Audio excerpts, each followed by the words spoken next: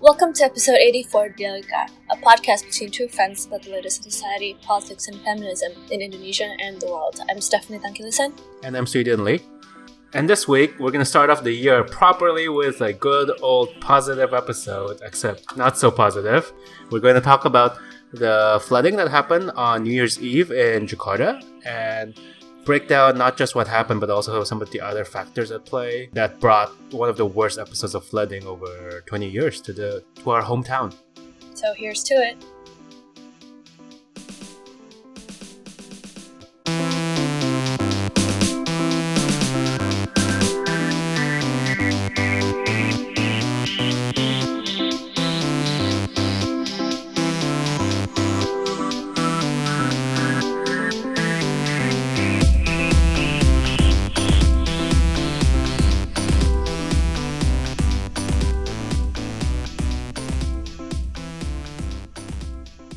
Hujan yang tanpa henti mengguyur Jakarta sejak 31 Desember 2019 hingga 1 Januari 2020 menghadirkan puluhan titik banjir di Jakarta. Dan berikut beberapa data banjir Jakarta yang dihimpun Badan Nasional. So, Happy New Year, listeners. I hope everyone had a good break. And unfortunately, the year did not start off in a good way, as you can probably tell from our intro.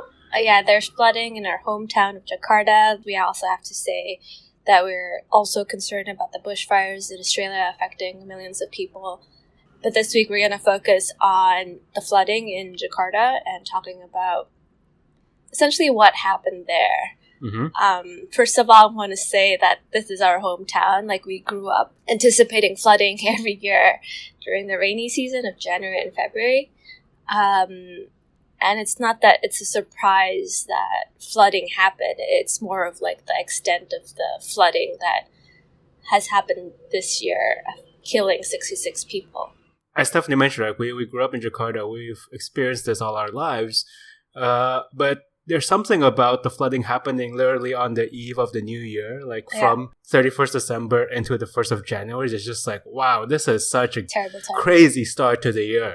All right. Like, you wake up on the very first day of 2020, and there are stories of people completely submerged. Like, I saw one of our close friends' house being flooded. Oh, wow. His house is insanely flooded. So it was just the surrealness of just waking up and seeing people's houses and, people just being impacted in such unimaginable ways. I just felt like we have to talk about it. This is not just one of those, oh, Jakarta got flooded stories. This is an important environmental episode. Yeah, and hundreds of thousands of people are still being displaced. And I think when we hear this news today, we can't, unlike maybe 10 years ago in 2007, which is the other really bad flood that I remember, it can't be divorced from climate change and global warming, right? Just the effect of worsening weather, and also usually, at least in my memory, flooding is more in February, but this is coming earlier. So, it's sort of, this cannot be divorced from the reality that it's climate change, and 400,000 people are still displaced and just waiting to be able to come back home. And as you said earlier, as Stephanie mentioned earlier, the fact that extreme bushfires are happening in Australia, almost showing the other extreme of what could happen with climate change. Is just and that's the relatively closer proximity to us, right? It's exactly. A similar hemisphere. It's insane to think about these two extreme weather situations happening in regions close to one another, and somehow people are still saying climate change is not real. It's just mind-boggling. Yeah. So what really happened, Sweden? So, a few days before New Year's Eve, on the 31st, the bodies and agencies in Indonesia, in particular in Jakarta, that's responsible for weather watches, have actually predicted the possibility of heavy rainfall and strong winds, right? Yeah. The Meteorology, Climatology, and Geophysical Agency have sent messages to the government, to the regional government, saying there's probably going to be a lot of rain over the next few days, so, maybe you should prepare. But that's about the extent of it, right? Early forecasting. And then on December 31st, by the evening, there started to be regular monsoon rain. And for a lot of Jakartans, I'm sure you guys are familiar with this, it just started raining. And we're just okay, so it's going to rain. We're in the monsoon season. That's what happens. Yeah. But it never stopped. It was like in the evening around like I think 5 or 6 o'clock, I remember. And I lived in North Jakarta, who's historically always gets flooded until recently. So I was like, okay, this is one of those days where I'm like, let me check my car. Should I need to move it to the mall, to higher ground, things like that? But I was like, okay, it doesn't seem like it was that bad. So a lot of people slept through the night, people had parties and etc. I actually remember I was supposed to go to a New Year's Eve party at my friend's place. They were going to set up fireworks, but then everybody was like, oh, the rain seems like it's not going to happen, things are not going to be that nice, so let's just go home. The next day, when we all woke up, I was woken up by rain still happening at around like 7 a.m. And this is like 12 hours beforehand, there was already heavy rain starting. So I was like, oh, this doesn't sound too nice. Oh, wow. And then I woke up to like news and, social media about like, oh, it has not stopped raining for 12 plus hours, creating one of the worst floods across the city. Somehow, luckily, North Jakarta was okay because of previous mitigation efforts by Ahok when he was governor. But the rest of Jakarta, in particular, West Jakarta, parts of South Jakarta, as well as East Jakarta, basically all of Jakarta, was heavily hit. Right. Where, the flood entered people's homes. There were reports of floods reaching up to 6 meters in some homes. And a lot of these places, once the water goes in, it's not just water that goes in, Yeah. It's like all the trash, all the debris, all the mud. So a lot of potential disease harboring things. And it caused such a mess and such a standstill. And it was shocking. Like, it was the worst level of flooding anybody's ever seen in 2 decades. And it happened just overnight. That's the insane part. It wasn't like days and days of torrential downpour. Mm-hmm. It's just one night, one really bad night.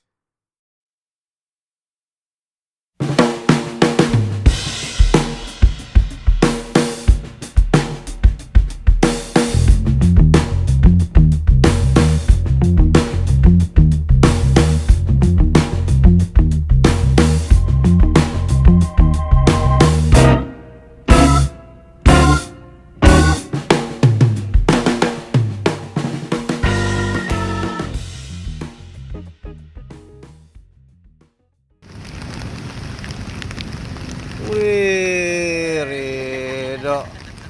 Bisa juga akhirnya main kayak di Universitas Trisakti. Terima kasih buat yang sudah bisa mewujudkan pimpinan DKI saat ini.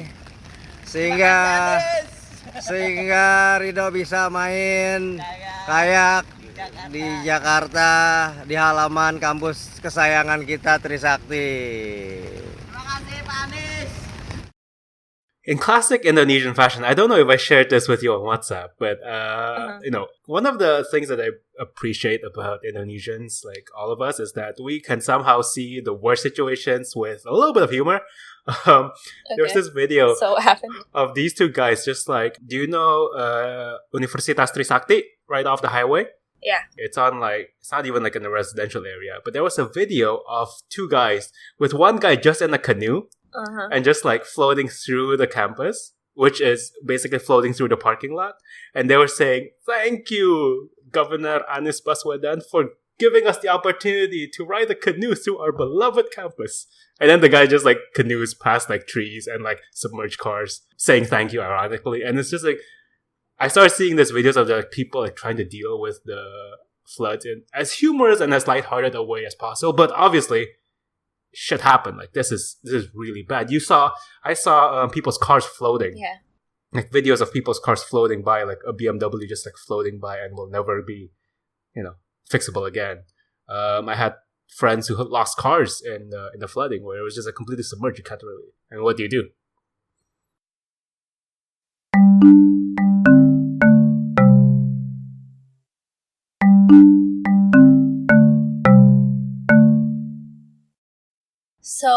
So what is this canoe guy talking about? What has Anies done or not done in preparation for this flood? So as a lot about what has sort of like been talked about following the floods, and obviously the flood happened last week, right? And there's been a lot of rescue efforts, recovery efforts, disaster relief efforts to try to fix it. But now that we're sort of like kind of a few days away from the worst, right, of the flooding, people are starting talking about like, how did this happen and under whose watch? And obviously, the big question right now is, Anies Baswedan is the current governor of Jakarta. What, this happened under his watch. And so a lot of people are questioning him, like, how did this happen? You know full well Jakarta floods every year. Right. How did this happen without any preparation beforehand from the regional government? And one of the things that a lot of people have talked about is that under Anies's watch, since he became governor in 2018, he has cut the budget, by a significant amount from when he first took office. So, I think for me, the most egregious thing is Anies understanding the general trajectory of climate change and worsening rainfalls and unpredictable weather. Mm-hmm. I don't think it was a great idea for him to cut the budget 12% from 2 trillion rupiah, which is a reduction of around 20 million US dollars last year. He's basically in 2 years cut it a third. So this has been, ridiculous. Meanwhile, he allocated a budget of 1.6 trillion to host Formula E race in June 2020 to promote the use of electric vehicles in Jakarta, which seems like a ridiculous amount of money to spend. You know what also happened actually over the weekend? As obviously Anies came out, various ministers came out, Jokowi came out to speak about and, do the usual press round about the flooding. I believe either on Saturday or Sunday, I remember this. So the palace press corps and sort of like the press around the presidential palace were prepared to meet Jokowi, do the usual rounds in the morning, talking to him about stuff, right? Okay. They suddenly discovered that Jokowi is not there. Why?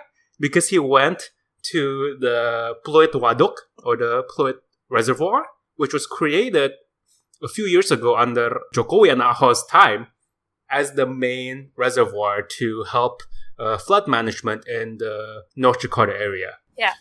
So he went there surreptitiously. None of his staff knew that he went there. So everybody in the palace was like, oh crap, we need to go there to cover this, obviously, because it's not, the fact that Jokowi went there is a big deal. Yeah. The press wanted to go there, but by the time they discovered this happened, Jokowi was already on his way back. So Jokowi posted on Instagram that he visited the reservoir, mentioning that's this is one of proper flood management can be. Right. It's functioning. My area of Jakarta, North Jakarta, a lot of it is not affected by this worst period of flooding. Which is usually the worst hit area. At least before 2007, I remember it being the worst hit area. Oh yeah, I've fled my house in rubber roads many times. It's a thing. I've sort of given up on the fact of having anything valuable in my house.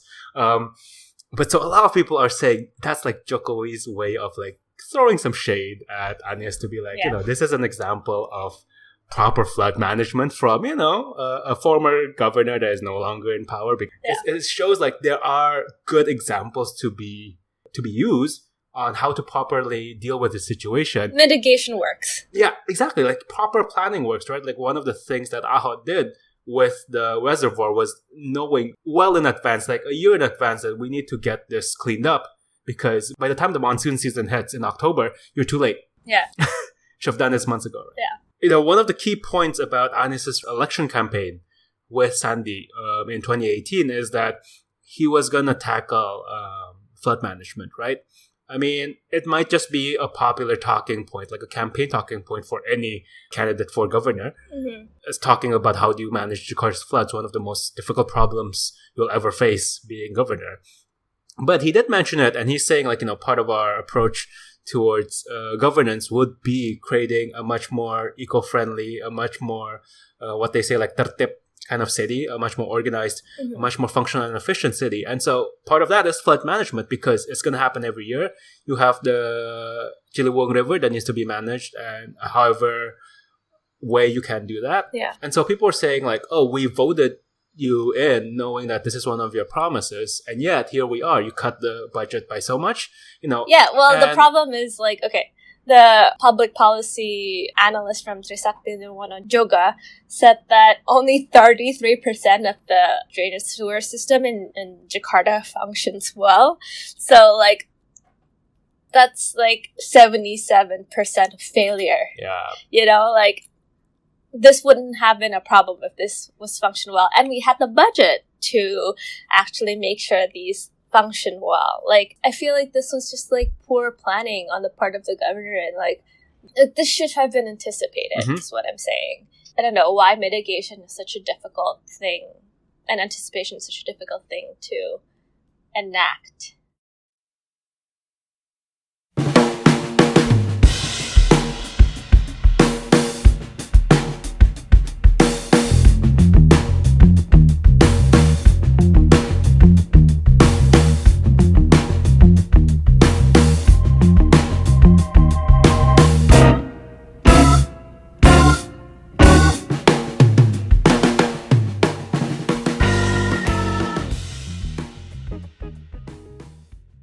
I also think, for a lot of our listeners who might not be living in Indonesia and, might be living in cities that have never seen the level of flooding. Yeah, what does it feel like to like see, to, live, to be flooded and like, So my house was properly flooded when I was in junior high. And I just remember water coming in through the garage, slowly rising to the first floor. Everybody working hard to move everything up to the second floor. Kind of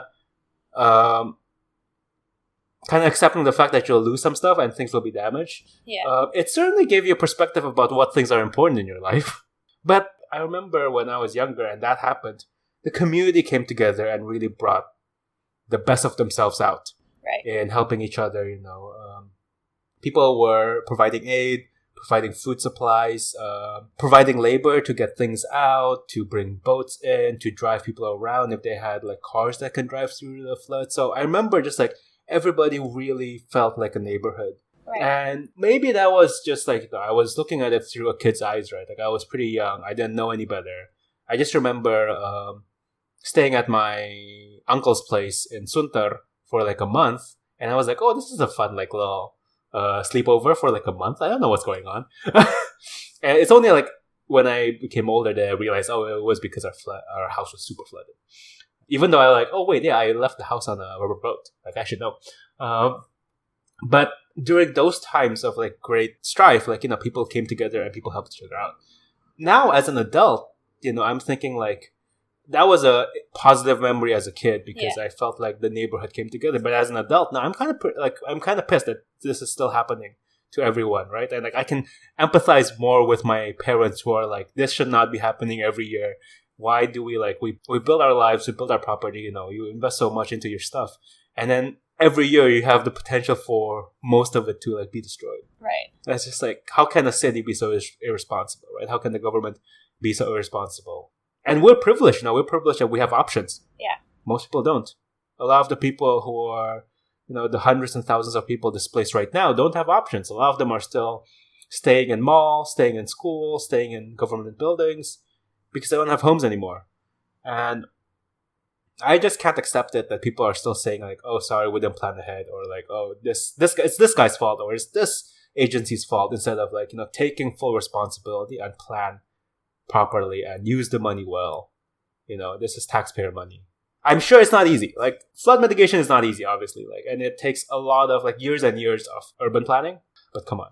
This is not an earthquake or a tsunami. This is not the kind of thing that is unpredictable and there's limited options for what you can do. This is a very different kind of natural disaster. Is, I guess, what we're trying to say. I know, and I think, we felt pretty obliged to talk about it because, like we said earlier, we don't want this news of the floods to just be another thing that happens in Jakarta around this time of year. And then we forget it, in a month or 2 months. Because Indonesians are resilient. They always see the bright side of things, right? So they're all right, we've survived. That's good. So, yeah. But then, nobody talks about we shouldn't be surviving every single year. And the 66 people who died. Yeah. They didn't. It's they didn't have to die. It's a preventable natural disaster. Yes. Or mitigatable natural disaster. So, I don't know. It's just sad. What a way to start off the new year, right, Stephanie? Wow, just 2020, right? It's moments like this that shows you just how fragile human life is on this earth. Because, hey, if Mother Nature wants to get angry at you and you don't want to get your shit together, it's so angry at us. It's so angry. That said, I don't want to end this episode on such a downer. Yeah. I think something that we can take away from this is that we need to keep talking about it, obviously. Right. We as citizens of Jakarta, citizens of Indonesia, and citizens of the world, like, how can we bring our leaders accountable around climate change? Because in every country, right, like, climate change is becoming increasingly a civic and political issue. Yeah. Like, it's no longer just like something in the realm of scientists. We need to bring it up to the people in power and talk about it properly, because otherwise we are gonna just die on this planet. This planet is no longer friendly because we fucked it up so much.